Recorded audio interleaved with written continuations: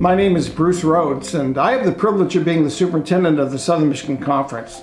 In this week's Moments That Matter, I want to think about the phrase core strength. Now, I'm a bit familiar with this concept because of the spinal fusion I underwent just over 1 year ago.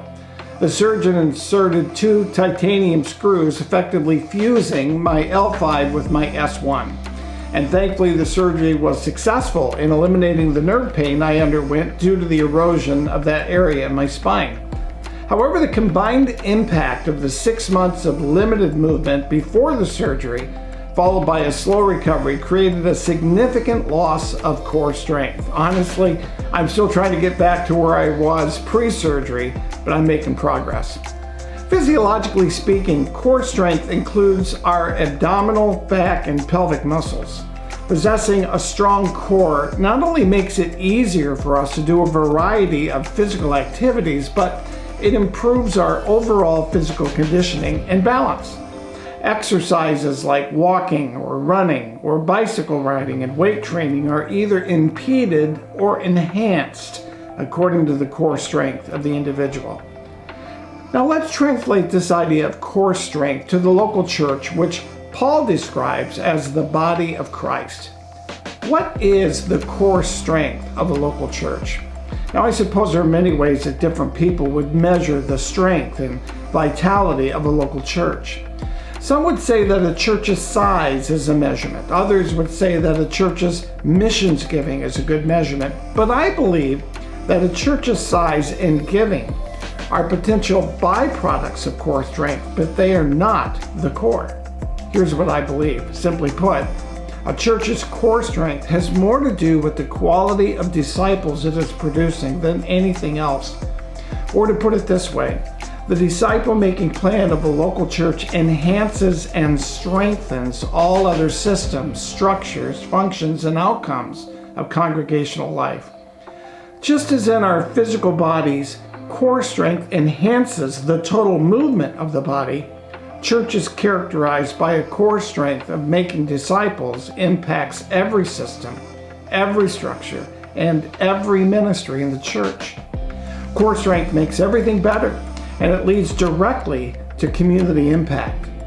An effectively implemented disciple-making plan that reproduces disciples, that reproduces other disciples, is the irreducible minimum, the engine room, the core, the essential practice, and the biblical priority of the mission of God in the world.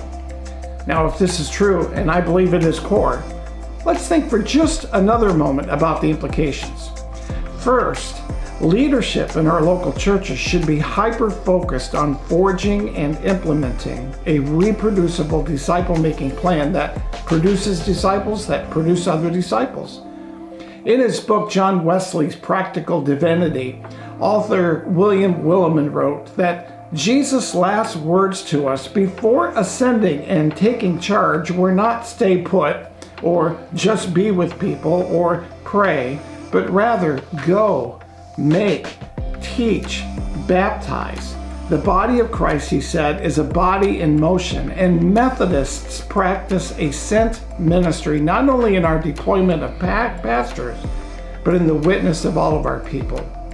Second, worship planning and sermon writing, congregational care and pastoral visitation programs like Sunday school, small groups, children, youth ministry, issues such as governance, assimilation, community outreach. They're all important, but they are periphery to the core strength of local church. When we focus on these things without a reproducible disciple-making plan, we are giving our attention to a specific muscle group instead of our overall strength. A strong core strengthens the whole. And that's why focusing on other congregational matters instead of reproducible disciple-making is ultimately futile. Because, as is true of our physical bodies, what is core enhances and strengthens everything else. What is periphery will never be able to do the same. A little over 2 years ago, our network adopted a shared mission statement, partnering together to ignite a spirit-fueled movement of disciples, leaders, and churches.